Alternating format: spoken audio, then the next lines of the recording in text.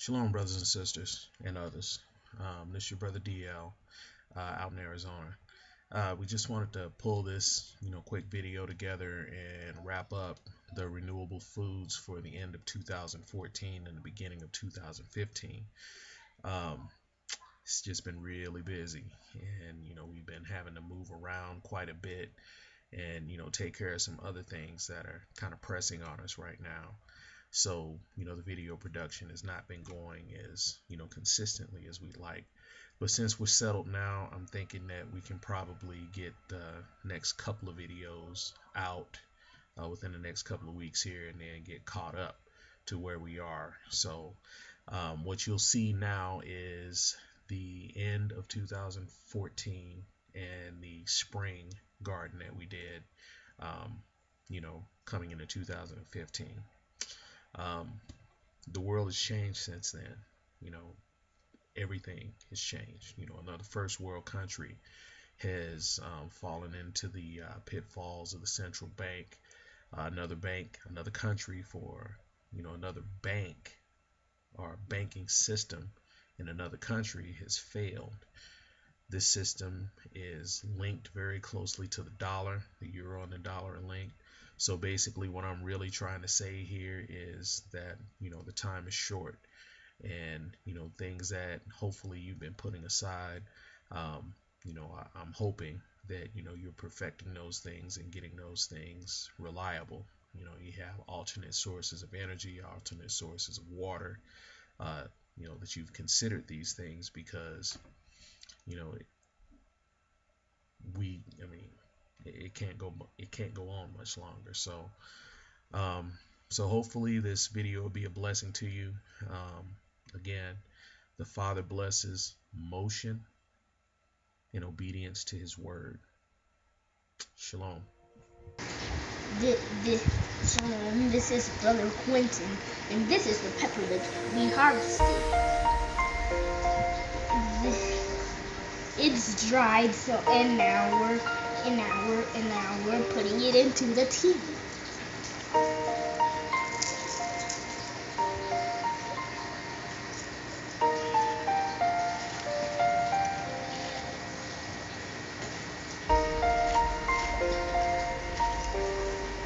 So with the peppermint, Shalom family. So with the peppermint, we have Quentin here harvesting it that we've dried, as he shared with you. We cut it, let it dry out, and then as the leaves dry or dehydrate, they look like this. And then as you can see, Quentin is just crushing them. And it's so aromatic and would be good in tinctures, because when you breathe it in, how does it feel, Quentin? It tastes like gum. Tastes like gum? Yes. And you can feel the peppermint? I can feel the peppermint. It feels really good. It feels really good. Shalom. Bye. Bye.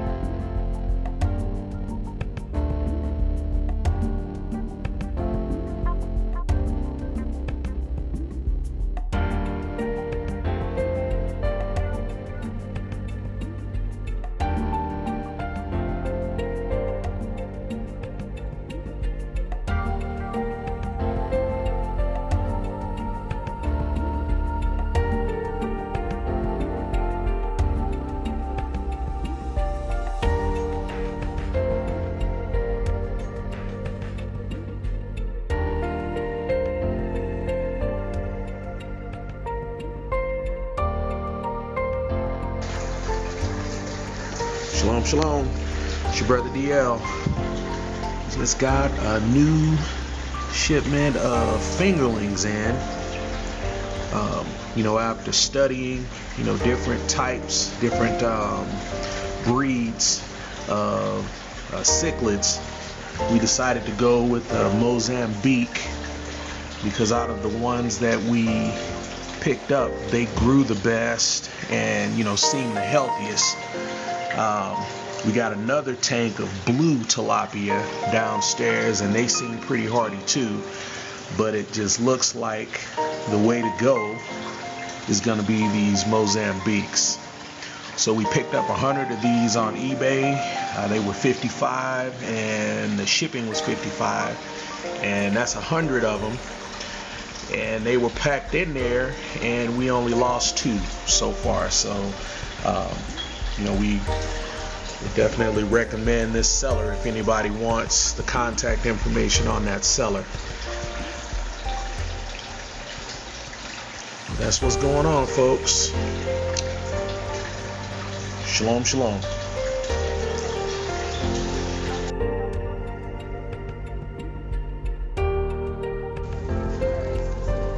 Shalom, shalom. It's your brother DL. This is one of our food prepping strategies. Deep discounts. They even got these in Walmart now where they mark this stuff down that's close to the expiration date. So it's always a good idea to check in, Big Lots or the stores where you get your food to see if there's markdowns. So this is how we stock our fruit, our single serve fruit for our bug and plant. So these are marked down to 75 cents a shot for 4 helpings, which is good because I got 4 children. 4 children. So, just checking in, folks. Shalom, shalom.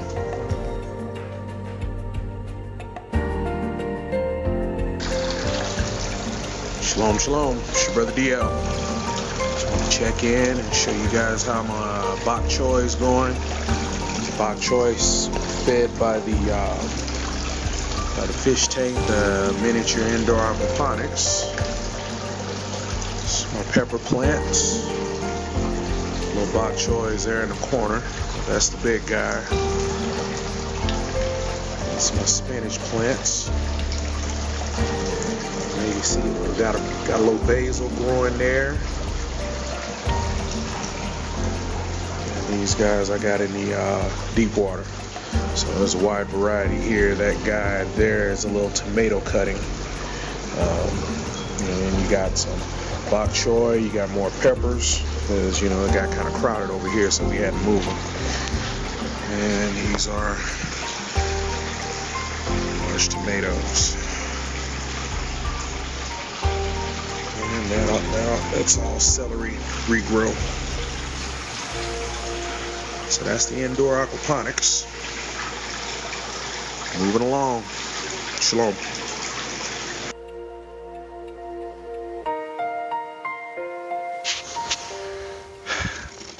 Shalom, shalom.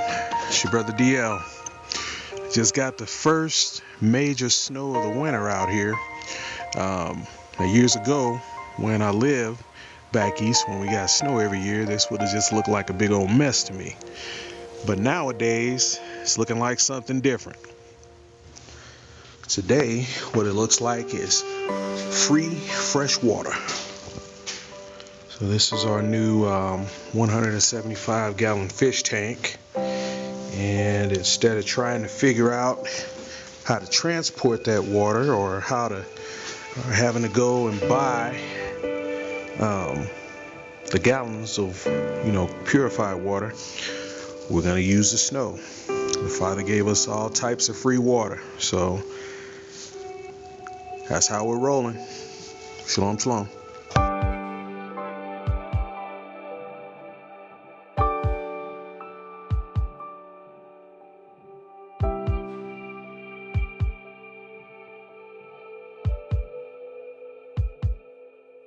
Morning ride.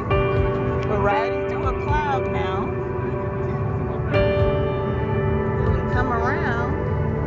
Oh, he's gone. It's a rainbow. Oh, there it is. Forming right there.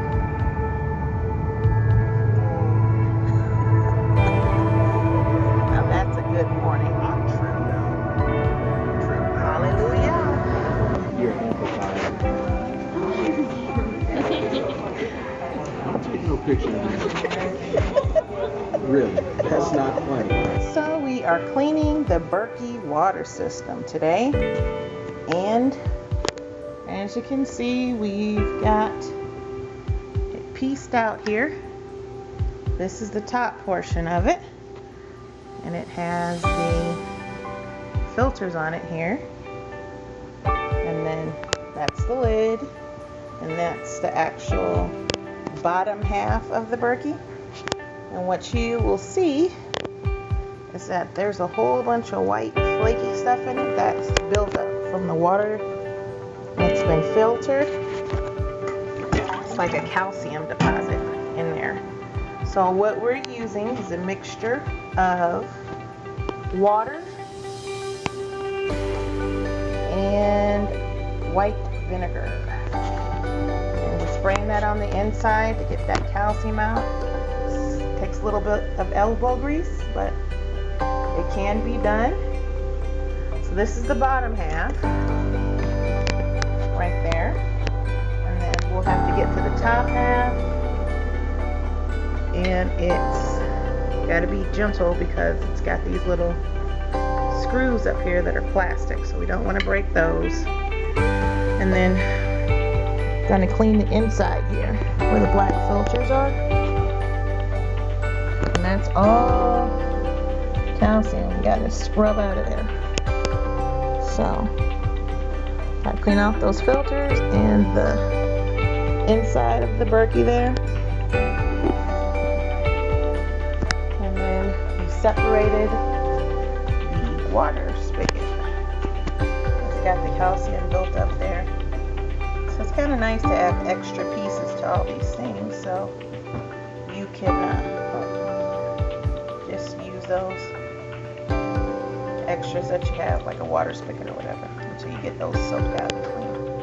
Well, that's us cleaning the Berkey. Shalom.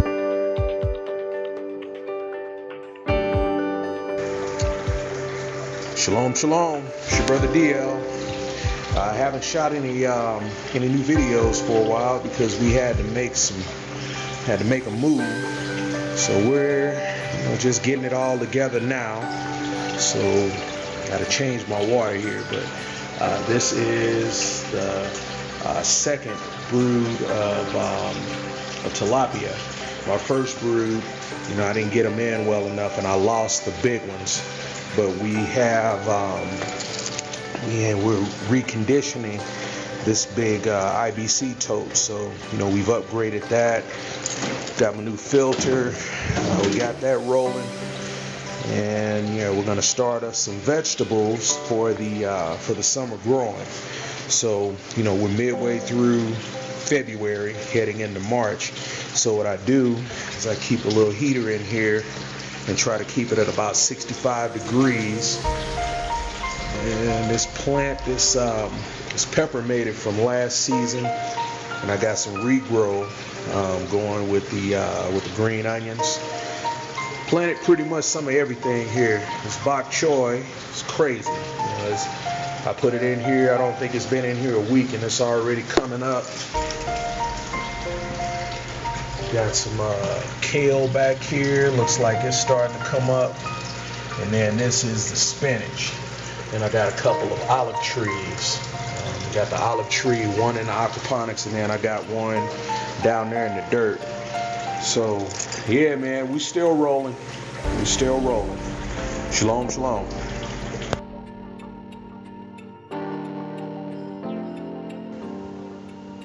Shalom, this is just a quick informational on regrowing food that you buy. We buy our organic onions, and then we usually take one out the bag. This is the one you see here, and start by regrowing it in water, and then you get your offshoots, and as the process goes, you just have to rid yourself of the extra onion. So just a quick update. We'll follow up and you can see them grow. Shalom, family.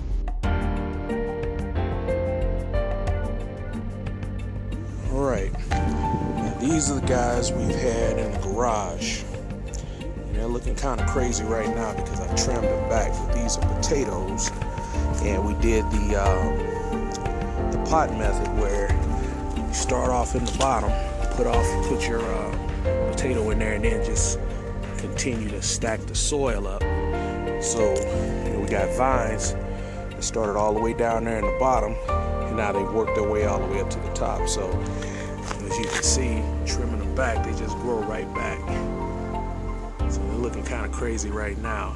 But I had to hit them with some neem oil. So we had some gnats and things in them, so got that out of there. So this is our little mint. Over here we got some tomatoes growing in and some peas. Finding out that peas don't like to be transported, so we started some from seed. They ought to do a lot better. And over here we got corn. This stuff here is crazy. We got the summer squash, got a little melon. Now these guys are the maple trees. So I got these off of eBay. They just need to grow in and fill out and everything, but I got them bucketed. And this guy here is a moringa tree seed. So if you know about moringa, that's one of the most vitamin dense plants that you can have. You take the powder and you sprinkle it over your food. But yeah, that's kind of what we got going in the plant world.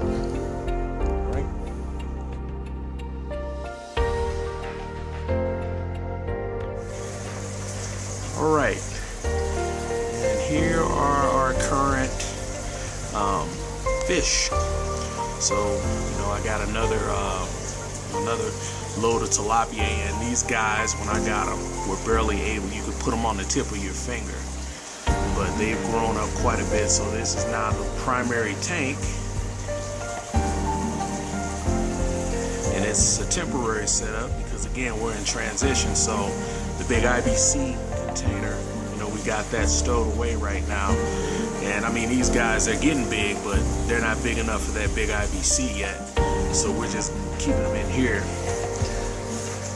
Over there, those are my little guys. And down here, trying to get a little breeding going on down here. So, it's a temporary setup. We got, 2 different species in there. Those really dark ones are the Mozambique tilapia, and then the brighter with the stripes are the blue tilapia. There were actually a lot more in here, but we overloaded a circuit, and I came out here and we had lost a bunch of these guys, the Mozambique primarily. So basically what I'm trying to get is Mozambique tilapia are known to be very aggressive breeders, and the blue tilapia, they're known to be cold tolerant. Both species are very hardy, so hopefully we can get some crossbreeding done there. And you might notice that the water's a little brown. Right here, this is fish water. So basically what we're doing is, we're cultivating these fish. Generally, since, we don't have the planter bed set up, I keep this water moving. Now, what you see floating in the top of that is the fertilizer that you sprinkle on your planter beds, or sprinkle out in the ground where you plant it. And basically what we're doing is a little compost tea with this fish water, which you're not going to run out of. And then you put the bubbler in there, and then you wait for it to get good and frothy. And then once it's frothy, then you go out and you feed your plants with it. So we are continuing on, man. I mean, this thing is not slowing down, so we can't slow down. If you have to move, you got to roll with it. So all of this stuff has to keep on moving. We didn't start it for nothing. So, I guess that's the quick and dirty of what we kind of got going on with the fish right now. All right, shalom, shalom.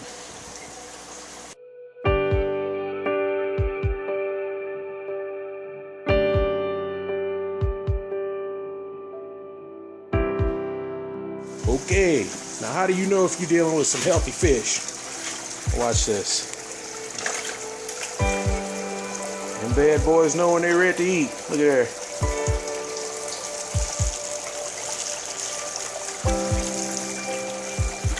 Disgusting. You act like y'all haven't eaten today.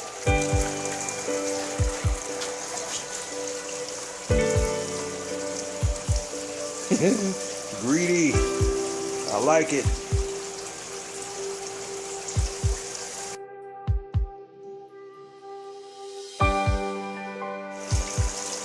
These little dudes aren't any better. Like this. Look at that. That's how you know you got healthy fish. They eat like pigs. Shalom, shalom.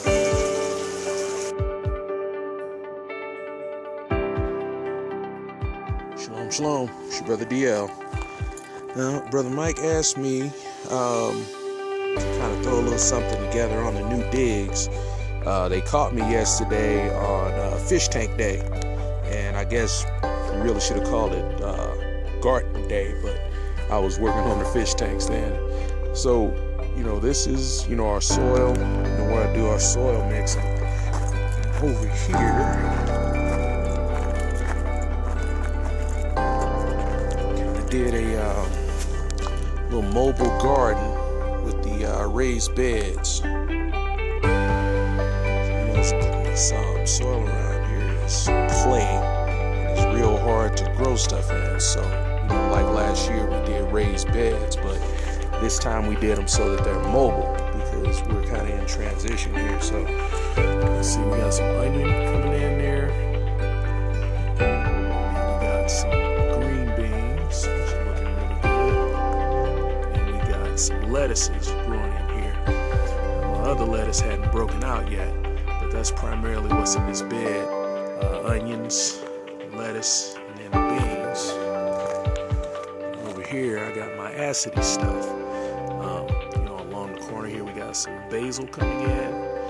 These onions, see, that's an onion on the left, and you got some garlic on the right. These guys are onions. They're from the regrow, where we'll take an onion and just kind of clone it.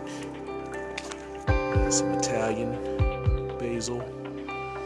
Yeah, Italian basil. And then these little dudes here, you can see them just popping up. Those are tomatoes. And you got your Thai basil. Okay, over here, we got our spinach coming in. Now these guys I started in the garage and transplanted them. I tried to transplant a few other things, but that's the only other guy. It's not spinach that I transplanted. The rest of them didn't do so hot. Something there. Okay. And back here, we got some melons growing in. I'm gonna put them on the edge so they can grow off and do their vining thing. Some more onions, lettuce, some red lettuce here. I don't even know what that is, but it's probably something along the line of lettuce. And this is my cabbage patch. So we got some red cabbages coming in here. This guy, that's a giant red cabbage. These dudes, and then all of this is bok choy. That bok choy is crazy. But that's our mobile garden. We put it up here so that you just break it down. Take your little bricks and beams apart, set them up, move your bed. All right. Shalom, shalom.